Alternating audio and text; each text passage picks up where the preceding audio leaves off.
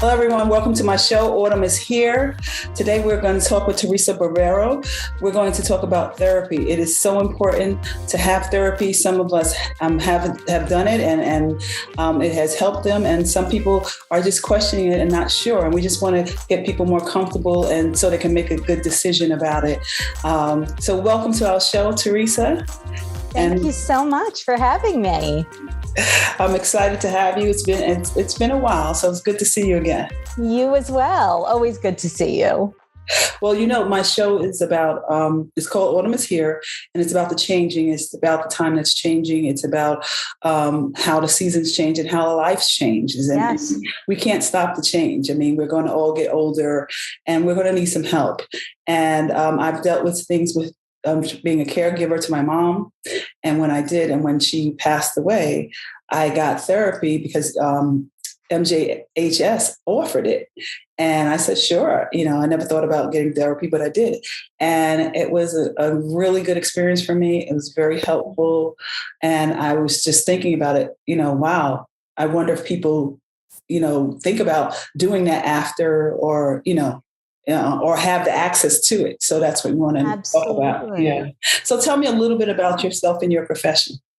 Thank you. Yeah. And so first, I do want to just also acknowledge the fact that you're doing an episode on this particular conversation and topic. And I do really appreciate that because it's not something we always talk about. And, so I just wanted to make sure to thank you for having me on and again, bringing this conversation out into the larger context of what we're talking about. And so my background in particular, I did my master's degree in art therapy and counseling and did significant subsequent training specific to hospice and bereavement and grief and loss. Yeah. So that was something that I really wanted to study and to receive, education around.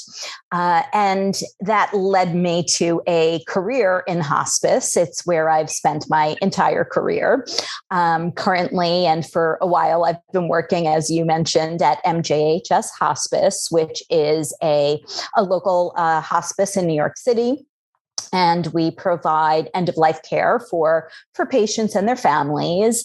My role specifically, though, and I think that's why you were having me on today, is that I'm part of the bereavement department, and we are all counselors that provide supportive services to family members after the loss of a loved one.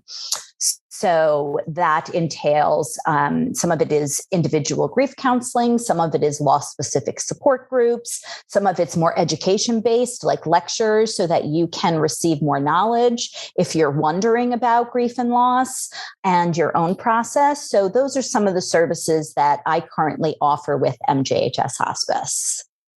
Okay, that's great. That's great. So what has been your experience when people have lost a loved one? Mm-hmm. What has been your experience like? Do they seek counseling? Is that a normal thing that people just seek it, or does it have to be introduced to them? Do you find it's a mix of both. It is a mix of both. I think that there's some people that are very clear that they want some added support and find that they would benefit from some added support. And then I think there's other people, similar to what you were saying, that you had never engaged in therapy before, but it was during that time that you were like, this is something that might be helpful for me. So when it is offered, people may say, oh, actually, I think that might be a good idea. I think that might fit for me. And they get to then choose what is the best support for them. Perhaps it's individual, it may be a group. So there's a lot of different options, but I do find it is a little mix of both of those things. Okay. A lot of times we only know things from what we see, what we hear. A lot of times on television, they have a lot about therapy. You go to therapy, with somebody laying on a couch and talking to you. And, that's the image sometimes. So can you explain exactly what that looks like? What does it look like? You go into therapy with a therapist. What does that look like? Yeah. So therapy, and I feel like we could do a whole series on this perhaps, right? But, therapy can really look a lot of different ways. And I do think we have perhaps those images that we've seen depicted in, like you said, in TV and movies and even on social media now. So we may have an idea. And sometimes the portrayals are very accurate and, it's very right on, but sometimes it's a stretch or an embellishment, or maybe for entertainment purposes, they, tweak things a little bit. But one thing I do really feel is important is that therapy can look a variety of different ways. And it also depends on the type of therapy that you're seeking. I know that from the context of what we're talking about in terms of grief counseling, is that's really based on what your individual needs are. So it can look a lot of different ways because everybody might be coming in with different questions, different challenges, different struggles. And I think it's mostly about really recognizing what are your unique needs and tailoring the therapy to meet those needs. Do you start off with like you should take a certain amount or 3 months or whatever, or it's just something that the duration is up to you?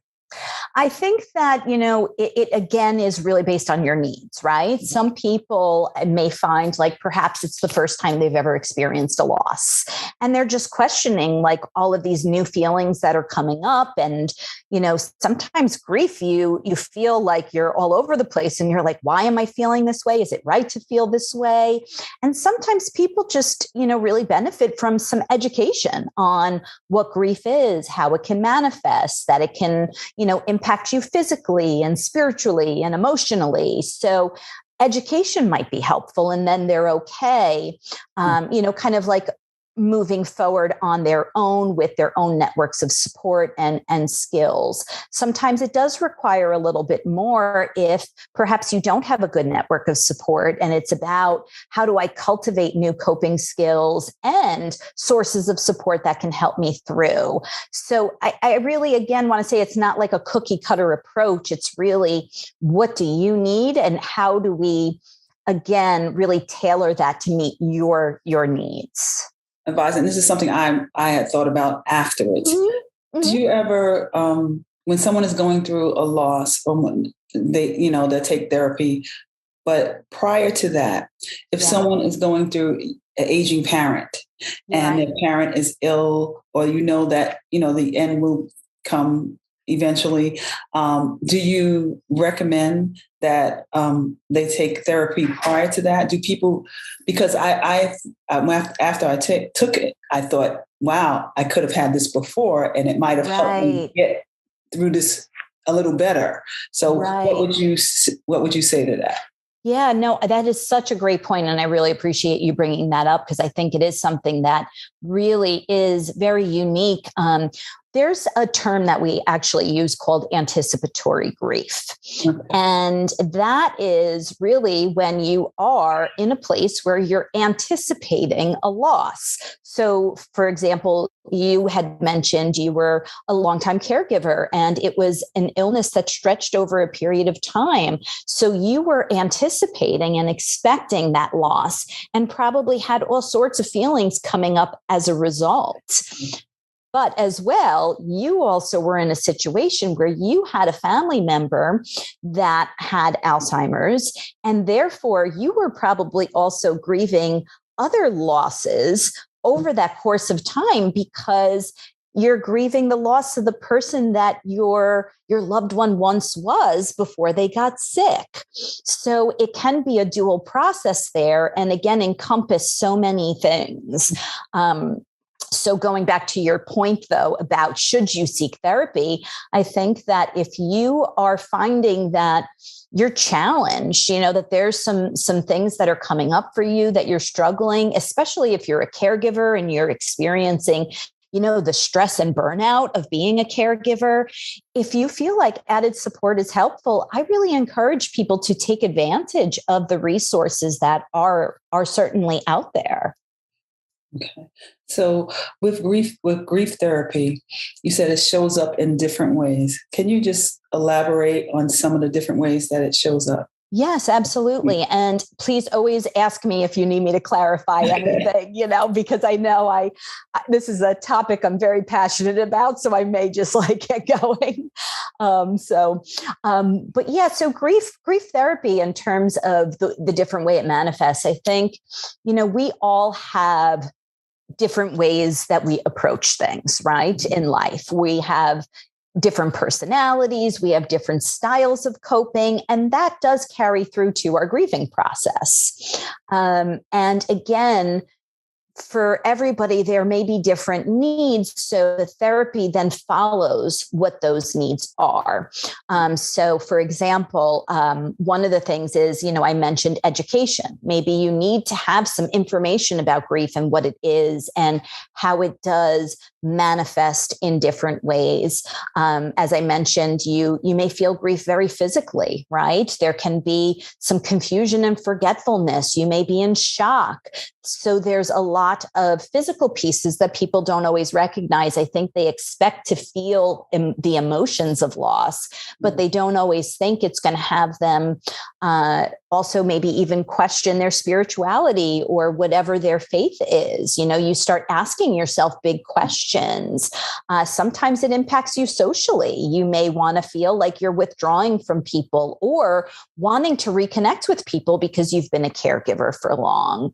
So sometimes when you can identify what those things are, that's what you can work on within grief counseling. You can start to cultivate and practice new coping skills. You can, set goals about, do I want to, find new sources of support, new activities, new pursuits that I find to be meaningful in life? Because, really the ultimate is that you're learning to integrate this significant loss into your life. And sometimes that requires you to redefine yourself in certain ways. Are there warning signs? Are there things where you feel like, okay, if this happens, you need to speak to someone? Right. Because you may not recognize that you need support in that time, especially if it's not something you've engaged in. And, a few things, if you don't mind, I just want to touch upon is that I know we're talking about grief here, right? And grief, we're talking about it within the context of losing a loved one. But I do think it's important to distinguish and let your listeners know that grief really is the reaction to a loss. And sometimes that loss is not a death. So, what comes to mind for me is during this time of the pandemic, that we were grieving a lot of losses, the loss of community and connection and family gatherings and perhaps jobs. So again, therapy can be used to really address all of the losses we experience in our lives. And losses also range. You were in a particular situation where you had a loved one that had a long illness. But there are unique things that can come up when it's a sudden death or a different type of loss. Maybe you weren't expecting it. So this is such a broad, topic. And I know we're trying to really distill certain key things down. But I just thought that was important to note as well. Well, that's great. That's absolutely great, because it does show up in different places. It doesn't have to be a death. And I'm glad that you explained that, because you'll go through life and not realizing that you're grieving because it wasn't a death, but you lost something. Yes. And you can't pinpoint it. So absolutely. I think that was an awesome point to bring up. Yeah. No. And to your point though, about warning signs, because I think all of this, because even if you're experiencing some of these other losses, right, these warning signs may apply to those as well, not just the loss of a loved one. But, I think that part of it is kind of, being in a place of reflection and asking yourself, do I need some added support during this time? Is there a way that I could process this in a different way? Do I need someone to listen to me? Do I need someone to, help me strategize and find new things? So part of it is an inner reflection of, I'm finding these things really challenging, and it would be great if I could have some added support around it. So that's just like a basic level. But if you're having trouble, and I don't want to kind of overgeneralize where, like, if you're crying a lot, then to go get therapy, because when we lose someone or we have a significant loss, we might cry. We might cry a lot. Some of us are, we really express our emotions, and therefore we may cry, whereas other people may not. There's different types of ways that we grieve.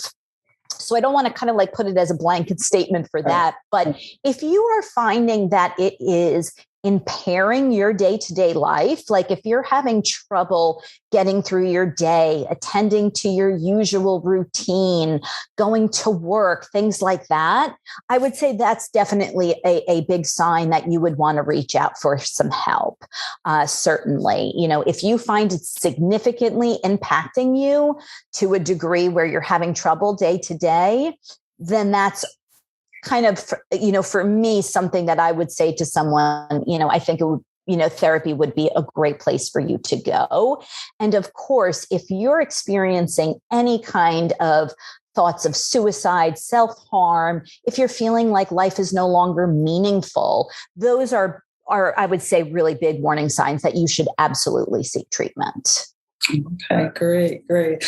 How do you, other than if you have insurance and things like that, but is there any programs, any way that you can access it if you don't have it readily available with your benefits? Do you know of anything like that? Yeah, well, like for one example, and, again, we're talking in the context of hospice, from my role, is that bereavement services are part of the hospice benefit. And therefore, we do not have a fee for our families who have lost a loved one on our hospice program. And so, you may have listeners in other states and everything as well, that there's hospices all over that, if you have a friend in California, they may be able to call their local hospice and see what services are available. And there's also a lot of community organizations that do offer therapeutic services. Because again, with hospice, we're talking within the scope of grief counseling, which is really about the reaction and your grieving process after the loss of a loved one. However, if you need other therapeutic services, there are certainly a lot of community organizations. If you work for a company, you may want to see if they have, employee benefits. And you can also call your insurance and ask them, what do you cover? And get a list of providers that are in network, which, can be helpful. But there are, I think such an array of services now, support groups that allow you to have, a sense of connection and, curbing some of those feelings of isolation. Because when we're grieving, we can feel alone in it. And so I do think there are great resources out there. It's just you do have to identify them. Okay. Well, thank you. So much information. I appreciate it. But is there anything else that you would like to add? Something that you want to talk about? It doesn't have to just be about grief, but is there something else that would help someone listening? We are talking about people who even care for their relatives. So it doesn't have to be that they lost somebody, but if you care for their relatives, if they're sick, so there's anything that you could say, would you like to say to the audience or anybody that's listening? Yeah, no, I appreciate you bringing that point up, because one of the things I wanted to, when I was talking earlier about groups, right, that so much of what we've been talking about is very much based on individual therapy, but groups are also a great source of support. And what came to mind when you were asking that is, if you have a loved one, if you're caring for a loved one, there are so many caregiver support groups out there, so that you could even join one of those groups. And I know that so many different organizations, like the different associations related to specific illnesses, and also hospitals and other programs that do offer caregiver support groups. So if you are caring for someone and you feel it would be helpful to be in connection with others, to have time for yourself, because I think giving yourself that space and time is a practice of self-care and can alleviate some of that burnout, and just really have like what you're going through normalized and validated from other people. I think that's such an important thing. So if you are doing that, look for those caregiver support groups and other opportunities, excuse me, to connect with other people. I just also do want to say, like, I, again, really feel like it's such an amazing thing that you are doing, this as a conversation and a topic, because we don't always talk about these things, Right. it's, death, dying, therapy, loss, like these are kind of subjects that sometimes are hard to talk about. Maybe Yeah. people don't want to talk about them. So there's sometimes still a little taboo. And therefore, I think, by having this conversation and you putting this out to your listeners, the stuff that does go on social media is all helping people become more aware, more open, more receptive to asking for support and seeking support, and knowing that it can look so many different ways, and you can find a type of therapeutic support that really fits for you and that is going to benefit you. So I just encourage people to ask questions and find, the resources that really feel resonate with them and is really best for them. Oh, okay. Thank you. Well, I'm just grateful that I have people like you that want to talk about it, because sometimes, it's hard to get someone to talk about these issues because, then everybody doesn't understand social media. Absolutely. So if I had like a large audience, or if I had an actual place in a community group or whatever, they would come to that. But just to talk about it on social media, some people are like, oh, well, they don't understand it. So I thank you for taking your time and talking to us. It's very valuable. I like to give it information because I want people to use it when they need it. Have it already. So if it does happen, you can remember and go, okay, well, this is the things that I might be able to use, yes, or be more comfortable in preparing ahead of time. Absolutely. I wasn't prepared at all. I didn't know what to expect, and I wasn't prepared at all. And it was a long journey. Yes. And through the journey, I've learned a lot. I can't change it now, but I can help other people be prepared, think about it, get people talking about it, thinking about it, because this way they may be able to, it may not hit as hard, or they may be able to know where to go for help. Yes. And know that there is help out there, because sometimes you don't think there's any help. You think sometimes when something happens quickly, you think you're the only one if you're alone. So I want people to know that there is help out there, and people have gone through these things and they've had experiences that will help you. So that's what my podcast Autumn is Here is about. So thank you so much for adding to it. I appreciate it. Thank you for having me. And thank you for, also using your experience in such a transformative way to really help other people. I think that speaks so much to your healing journey, in that you're transforming your grief into something greater, and that can really help other people. And if we can kind of demystify some of these things, as you said, people will have the information when they do need it. So thank you so much for having me on. I really, really, truly appreciate it. And you, Francine. Oh, thank you. And thank MJHS for allowing us to have that benefit, because for me to have that benefit, I would not ever have sorted out. Yes. Having it there, just having that benefit there was something that was needed, that I didn't even know I needed. So I'm grateful for that. But thank you so much. And thank you. Of course. Thank you so much, Francine. Take care. Bye-bye. Bye.